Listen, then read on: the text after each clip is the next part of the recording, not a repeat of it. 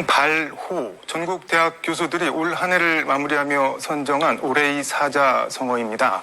도량발호, 뛸도 들보량 밟을 빨 뒷달을 호. 제멋대로 권력을 부리며 함부로 날뛴다는 뜻입니다. 햄버거와 보살로 대변되는 황당하고 어설프기 그지없는 비상계엄 선포와 대통령 탄핵 사태. 윤석열 대통령 만들기에 올인했던 이 정치인은 현 상황을 어떻게 보고 있을까요? 여기도 초대석 이준석 개혁신당 의원과 관련 얘기 해보겠습니다. 의원님 어서 오십시오. 네, 안녕하세요. 연말에 바쁜데 시간 내주셔서 고맙습니다. 예, 그래도 우리 광주방송 시청자분들과 함께 할 수 있다면 예, 최우선 일정입니다. 고맙습니다. 그렇게 말씀을 해주셔서. 예. 2024년이 이제 꼭 일주일 남았는데 뭐 이맘때 되면 늘 하는 말이 다사다난했다, 뭐 다사다난한 한 해였다 했는데 올해는 뭐 다사다난 정도가 아니라 정말 뭐 롤러코스터처럼 뭐 헌정사상 뭐 엄청난 일들이 그냥 벌어졌는데 페이스북에 뭐 망상계엄 이런 표현을 하셨던데 일단 뭐 국민의힘 초대 당대표 하시면서 윤석열 후보 대통령 만드는데 최일선에 계셨는데 지금 상황 어떻게 보고 계세요? 다 기억하시지만 제가 이 윤석열이라는 사람을 겪으면서 정말 이상하다. 그래서 선거 과정부터 제가 지적을 참 많이 하지 않았습니까? 그래서 뭐 그걸 비하해서 표현하는 분들은 가출이라고 얘기하기도 하는데 사실 전 제 직을 걸고 싸운 겁니다. 직을 걸고 싸우면서 이 사람 어떻게 바로잡아 보겠다. 요즘은 제가 격하게 표현하면은 너무나도 기본에서 도의에서 벗어나는 일이 많았기 때문에 제가 굳이 말하자면 사람 만들어 보려고 했던 적도 있습니다, 진짜. 실패한 건가요, 근데? 어느 정도 선거 때는 게 억제가 가능했지만 선거 끝나고 대통령이 된 다음부터는 막 나가기 시작한 거죠. 본인이 이제 더 이상 두려울 게 없다라 생각하니까. 근데 많은 분들이 이제 경험하면서 느끼시겠지만은 우리의 상상을 벗어나는 이상한 그런 대통령이었기 때문에. 가령 뭐 예를 들자면은 뭐 어떤 게 있을까요? 저에게 뭐 처음에 입당할 때부터 패싱 입당할 때도 그랬고요. 대통령 선거와 지방선거를 이긴 다음에도 사실 저에게 뒤끝이 있어가지고 어떻게든 내쫓으려고 저에게 누명을 씌워가지고 뭐 성상납 이러면서 뭐 윤리 넣어서 쫓아내고 이런 것들. 그래서 제가 어디 외신 인터뷰하면서 정말 제가 조롱하고자 하는 의도가 아니라요. 이 상황을 정리하려면은 정말 꼴 좋다라는 표현을 썼어요. 어떤 뜻으로? 자업자득 아닙니까? 지금 본인이 대선 당선되고 나가지고 사실 제가 저보다 나이가 20살 이상 많은 대통령인데 이런 표현을 쓸 수밖에 없는 게 너무 유치하게 정치를 한 겁니다. 천방지축으로 정치를 했다 볼 수밖에 없는 거죠. 결국에는 돈키호테 같이 망상에 빠져가지고 풍차가 나를 공격한다. 이것도 그런 거 아닙니까? 부정선거 의혹을 캐기 위해 가지고 내가 무슨 뭐 계엄을 하겠다. 이거는 돈키호테보다 못한 겁니다. 근데 애초에 그 윤석열 대통령이 그 우리 의원님한테 뒤끝 그런 거는 왜 생긴 건가요, 그런데? 그러니까 그런 거 자체가 그것도 마찬가지입니다. 망상에 따른 것이죠. 그 뒤에 대통령이 당선되고 나서 주변에 했다는 말을 들어보면은 이준석이 자기를 떨어뜨리기 위해 가지고 대선 기간 내내 괴롭혔다 이렇게 인식한다는 거예요.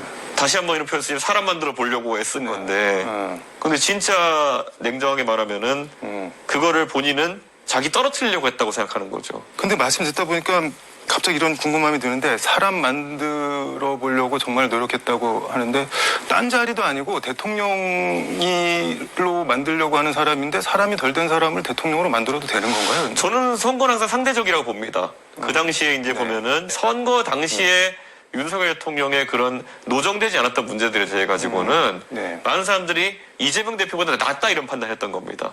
그렇기 때문에 결과적으로 당선됐던 것이겠죠. 근데 저는 개인적으로 두 가지가 궁금한데 그 윤석열 대통령이나 김건희 여사가 이렇게 무속 쪽에 뭐 관심이 있거나 뭐 연관이 됐던 거를 그 선거 때는 잘 몰랐었나요, 그때는? 그때 왕자 쓰고 나왔을 때 깜짝 놀랐죠.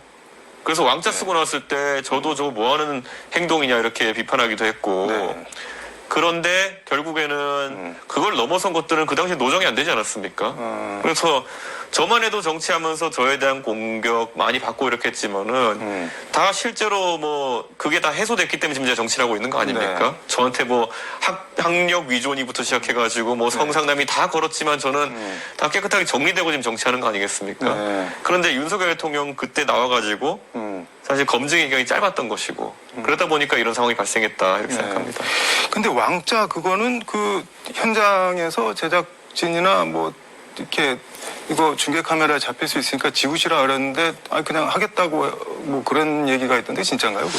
그게 이제 저는 그 현장에 없었기 때문에 그 당시 수행하던 사람들 얘기 들어보면은 뭐 지우라 그러는데 이게 뭐 매직이라서 안 지워졌다부터 해서 그게 실제로 방송에 노출된 건 한 번이지만은 뭐 두세 번 정도 그런 있었는데 한 번은 지워졌고 뭐 이런 얘기가 있지만은 가장 중요한 거는 실제로 대통령이 결국에는 굉장히 이성적인 존재가 되는 거거든요. 그런데 결정적인 순간에 그런 비과학적인 방법에 의존한다는 거는 좀 굉장히 좀 우려스러웠던 지점이죠. 그래서 아마 표 많이 깎였을 겁니다, 그때도. 뭐 결과론적이긴 하지만 그때 좀 알아봤어야 되나 하는 뭐 그런 이런 거죠. 그러니까 저는 그때 제가 어쨌든 여당 당대표가 된다면은 당연히 입법부에서 그런 대통령의 잘못하는 부분이나 아니 부족한 부분을 보충해가지고 가면 된다. 그런데 그런 게 이제 마음에 안 들다 보니까 선출된 당대표를 내쫓는 것까지 할 거라고는 아무도 예상 못 하죠, 그거는. 그러니까 저는 참 대한민국이 정말 희한한 대통령 만나가지고 고생했다 이런 생각합니다. 완전 과거형으로 이제 말씀을 하시네요. 고생했다. 뭐 이제 끝난 걸로 보시는 건가요? 그러면? 저는 그래도 이게 앞으로 3년이나 더 지속되는 상황보다는 정말 계엄 자체는 비극적이지만은 윤석열 대통령을 그래도 우리가 민주적인 절차를 통해서 또 직무 정지시키고 이제 또 결국에는 직을 내려놓게 하는 것 이것이 지금 뭐 경제적으로나 아니면 대외적으로 국제적으로 상당히 위급에 처한 대한민국 위해서는 불행 중 그래도 약간의 다행이다 이런 생각을 합니다. 근데 헌재에서 문서 보내는 것들 다 지금 뭐 수령을 거부하고 있는데 그건 어떻게 보세요? 제가 이거를 그래서 좀 공의 비판하는 것이요. 이재명 대표도 사실 본인이 이 지금 진행되는 2심이라든지 아니면은 또 다른 재판 절차를 좀 지연시키겠다는 의도로 이게 뭐 문서 송달 같은 거 안 받고 해가지고 논란되지 않았습니까? 근데 이러다 보니까 윤석열 대통령도 나도 이래도 되겠지라는 생각하는 것이 아닌가. 그래서 사실 이재명 대표도 지금은 거의 송달된 것으로 한다라는 좀 굴욕적인 그런 상황을 맞이하게 된 거고요. 뭐 윤석열 대통령은 평생 남을 치죄하는 역할하던 검사가 지금은 법꾸라지 소리 들어도 할 말 없는 그런 상황이 된 거거든요. 아니 그러면 이 반헌법적인 행동을 한 대통령을 대체하기 위해서 만약에 또다시 반헌법적인 인물이 들어온다면은 그건 비극적인 거 아니야 대한민국을 위해서. 그래서 제가 이게 쓰레기차 가고 분뇨차 오는 상황을 만들면 안 된다. 그 말은 뭐냐면 국민들께서 이제 이 징후를 잘 봐야 되는 겁니다. 반헌법적인 그런 행동을 할 가능성이 높은 인물에 대해 가지고는 조금 더 엄격하게 대해 주셔야 된다. 지금은 이재명 대표는 할 수 있는 모든 지연 절차 다 하려는 걸로 보입니다. 저는 이러면은 지금 윤석열 대통령이 탄핵 심판에서 보이는 것과 별반 다르지 않은 모습일 수 있기 때문에 징후가 약간 좋지 않습니다. 분뇨차 얘기는 조금 뒤에 하고 윤석열 대통령 얘기 하나만 더 하면은 술 이슈 이거 뭐 대선 선거운동 기간에도 뭐 아침에 새벽에 일정 잡아놓으면은 뭐술 드시고 못 나오고 그랬다는데 진짜인가요? 그게 사실 지방 일정이 몇 번 있었는데요.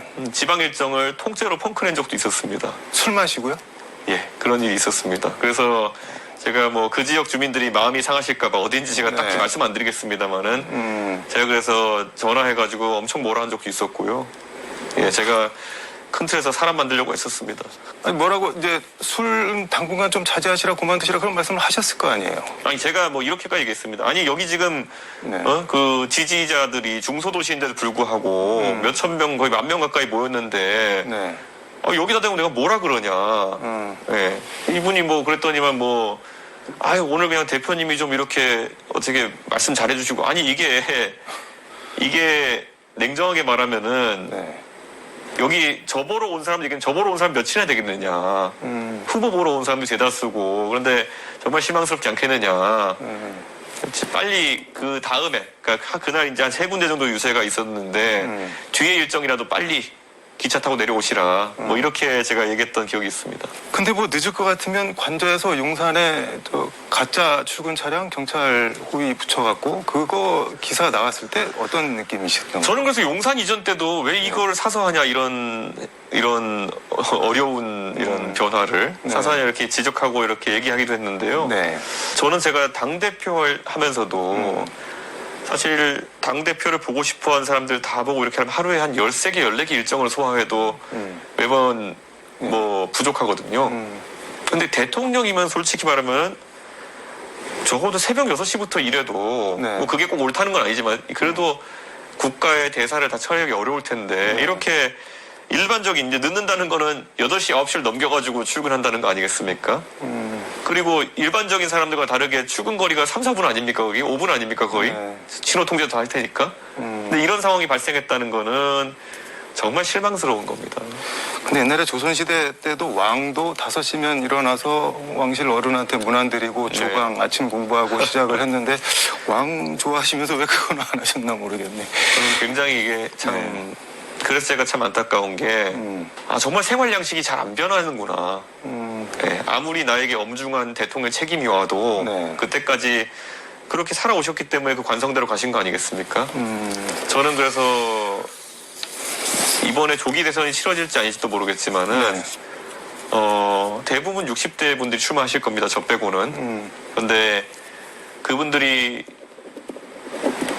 지금까지 살아오면서 보여준 모습에서 크게 변하지 않을 거라는 기대가 있거든요. 변할 거라는 기대가 별로 없거든요. 네. 그러다 보니까 그런 걸 잘 염두해주고 우리 국민들께서 판단하셨으면 좋겠습니다. 근데 앞서 뭐 분여차 얘기 잠깐 예. 했는데 이재명 대표 관련해서는 일단 뭐 형사사건 피의자고 피고인이고 5개 재판을 받는데 지지자들 입장은 이게 정치 보복 수사를 해서 뭐 이렇게 된 거다. 그래서 이제 아니 최근에 그 네. 이화영 전 경기도 평화부지사에 대한 판결도 나왔지만은 네. 제가 아무리 생각해봐도 뭐 윤석열 대통령이 협박해가지고 북한에다가 뭐 돈 갖다 주려고 이런 건 아닌 것 같거든요. 대장동 뭐 어떻게 인간해 주는데 윤석열 그 당시 검사가 무슨 압력 넣은 거 하나도 없을 것 같거든요. 백현동에 그 땅에다가 종상향 시켜가지고 옹벽 어떻게 하는데 윤석열 검사 그 당시에 뭐 압력 주었을 리는 없을 것 같거든요. 근데 이제 지금 말씀하신 것들을 그 뭐 이재명 대표 지지자들은 그게 이재명이 아니었으면 검찰에서 그렇게 탈탈 털었겠냐. 그러니까 지금 이거는 뭐 범죄 피의자, 형사 피고인이 아니라 핍박받는 피해자다. 뭐 이렇게 인식을 하고 있는 거 그 같아요. 원래 그 교도소에 가 계신 분들 중에서 네. 뭐 실제 3심까지 받으면서 법의 판단 받았지만은 다 억울하신 구석이 있잖아요, 전부 다. 가서 말씀하시는 거 보면은 내가 원래 걸릴 거 아니었대, 뭐 때문에 걸렸다. 누구한테 배신당했다. 다 이런 거 억울하신 게 있으실 거 아니에요. 저는 이재명 대표도 본인의 관점에서는 억울한 게 있을지도 모르겠으나 네. 1심 기준으로 봤을 때 선거법은 실제로 기소할 만하니까 기소했고 그다음에 그 위증교사 같은 경우에는 네. 법리상으로 무리하게 기소했다 이런 주장할 수 있는 거지만 어쨌든 1승 1패입니다. 최종 성적표가 어떻게 나올지는 네. 두고 봐야 되는 거죠. 근데 뭐 다 떠나서 어쨌든 이재명 대표가 여론조사하면 압도적 1등이잖아요. 뭐 나머지 후보들 다 더해도 이재명 대표가 더 혼자 높은데 이런 여론조사는 저는 또 처음 보는 것 같은데 이거 어떻게 보세요? 저는 이제 이재명 대표가 사실 득이 될 것이냐 실이 될 것이냐는 요즘 이재명 대표를 과거 뭐 진영은 다르지만은 이회창 총재에 비유하는 분들이 좀 있는 것 같아요. 어떤 점? 이회창 총재가 네. 2번이나 이제 대선 후보를 큰 당에 지내시면서 네. 저분이 언젠간 대통령 할 거라 생각으로 많은 분들이 지지했고 그래서 사실 그 당시에 한나라당에서도 이회창 총재 말고는 눈에 띄는 분이 없었어요. 그런데 결국에는 나중에 가서 바람에 밀려서 노무현 바람에도 밀리지 않습니까? 네. 그런 것처럼 지금 이재명 대표가 이렇게 홀로 민주당에서 주목받고 있는 위치가 어떻게 보면은 결과론적으로는 네. 나중에 안 좋게 작용할 수도 있다 이렇게 봅니다. 대선 치러지면은 나오는 사람들이 저 빼고는 다 60대 이상일 거다라는 말씀은 이번에 나오신다는 말씀인 거네요. 그렇죠. 그리고 저는 예전에 이제 김영삼 대통령이 71년도에 40대 기수론이라는 걸 이제 주장하셨는데 저는 그게 굉장히 의미 있었다. 결과적으로는 이제 김대중 대통령께서 후보가 되시면서 김영삼 대통령의 도전은 네. 실패에 가까웠지만은 큰 틀에서는 그때 70년대에 그런 어떤 40대 기술론에 따라 가지고 네. 우리가 산업화해서 민주화로 좀 더 순탄한 전환을 했다 그러면은 전두환 정권도 없었을 것이고 우리가 어쩌면은 네. 그런 전체주의적이고 일방적인 경제 발전이 아니라 그때부터 이미 좀 더 다채로운 민주주의 체제 하에서의 경제 발전할 수 있었던 거거든요. 그런데 그때 그 기회를 놓치다 보니까 네. 결국 유신이 찾아왔고 그 유신이 찾아온 다음에 나중에 잠깐의 봄 이후에 다시 12.12를 통해서 신군부가 집권했고 네. 정말 발생했으면 안 되는 광주의 아픔 같은 것도 우리가 경험하지 않았습니까? 네. 근데 지금 저는 말씀하시는 그래서 것 들어보니까는 지금 이제 뭐 유력한 네. 어떤 후보가 대통령이 되면은 약간 유신 같은 뭐 그런 반헌법적인 사태가 또 올 수도 있다 이렇게 우려를 깔고 계시는 것 같은데. 아닙니다. 저는 우리가 시대 전환이 필요할 때 그 시대 전환에 네. 시간을 맞춰서 따라가지 않으면은 결국 고생하게 되는 거예요. 예를 들어 이런 겁니다. 지금 시절에 뭐 윤석열 대통령 이런 망상기염도 바로 막혔듯이 네. 지금 유신을 한다든지 누가 그런다 해가지고 되지도 않을 겁니다. 하지만은 네. 저는 전환해서 이런 겁니다. 예를 들어서 지금 윤석열 대통령 시기에 네. 이런 선거를 치르면서 법률과 법조인 위주의 정치가 돌아가기 시작했습니다. 뭐 조국 사태 때부터 시작된 거지만은 그러면서 정치의 모든 내용이 정치 뉴스의 모든 것이 누가 감옥에 가느냐, 누가 기소되느냐, 누가 재판받아서 어떻게 되느냐, 누가 선이고 누가 악이냐 이런 거로 가는 겁니다. 그러다 보니까 우리 먹고 사는 문제, 산업의 문제 이런 것들은 다 뒷전에 있는 거고요. 저는 그 와중에 우리가 사실 산업 경쟁력을 키우고 이런 것들은 하나도 논의가 안 되고 AI에 어떻게 대처할까 네. 이런 것들 못 하다 보니까 국가 경쟁력 자체 떨어지는 겁니다. 저는 이번에 대통령이 되는 사람이 나온다면은 네. 그 사람은 예를 들어 국제회의 가가지고 맨날 우리 대통령 뽑아놓으면 꽂아놓은 보릿자루처럼 네. 다른 나라 대통령들, 총리들은 전부 다 가서 인사도 반갑게 나누고 영어로 잘 대화하고 이런 사람들인데 네. 우리 대통령 뽑아놓으면 꽂아놓은 보릿자루처럼 사람 몰고 다니면서 바이든 날리면 논란이나 일으키고 이런 건 애초에 국제사회에 걸맞는 리더들이 이제 대통령이 돼야 되는 것인데 저는 이걸 놓치면은요 네. 우리는 정말 잃어버린 20년, 30년을 겪게 될지도 모릅니다. 그래서 저는 이제는 네. 그런 어떤 법조라는 게 뭡니까? 그 좁은 법의 공간 안에서 서로 싸우고 물어뜯고 이런 거 아니겠습니까? 이걸 넘어서는 그런 글로벌한 어떤 사회에 네. 리더가 나와야 된다고 생각합니다. 국민의힘하고 합당 고려 뭐 기사에 매우 악의적인 기사다 뭐 찌라시 보고 썼다 이렇게 원칙적으로 비판을 하셨는데 근데 지금 상대 후보가 민주당 후보가 워낙 여론조사상 막강하니까 뭐라도 해야 되는 거 아닌가요?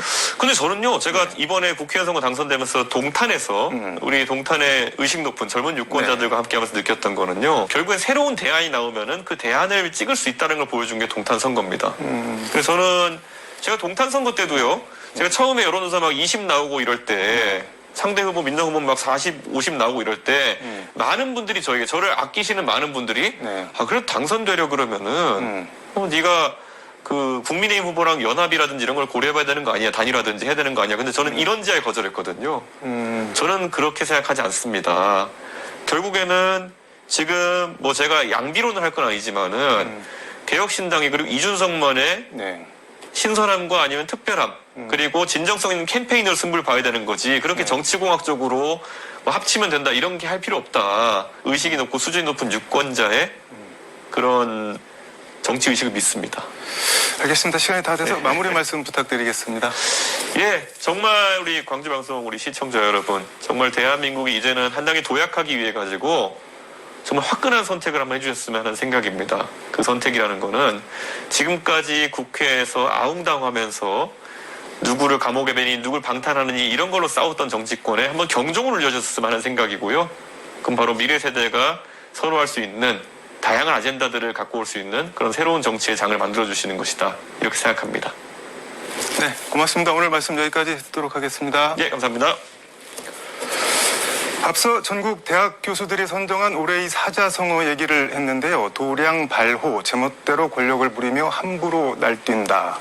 교수 투표 2위는 낯짝이 두꺼워 부끄러움이 없다는 뜻의 후한무치였고 3위는 머리가 크고 유식한 척하는 쥐 한 마리가 국가를 어지럽힌다는 의미의 석서위려가 꼽혔습니다. 함부로 날뛰는 낯짝 두꺼운 머리가 크고 유식한 척하는 쥐. 이 모든 게 한 사람을 가리키고 있는 것 같아서 그 한 사람이 국군 통수권자인 대한민국 대통령을 지칭하는 것 같아서 참 씁쓸합니다. 참고로 윤석열 대통령 집권 첫 해인 2022년 올해의 사자성어는 과이불개, 잘못을 하고도 고치지 않는다가 선정됐고 작년 2023년 올해의 사자성어는 이익에 눈이 멀어 의로움을 버린다, 견리망의가 꼽혔습니다. 지금까지 서울광역방송센터에서 전해드렸습니다.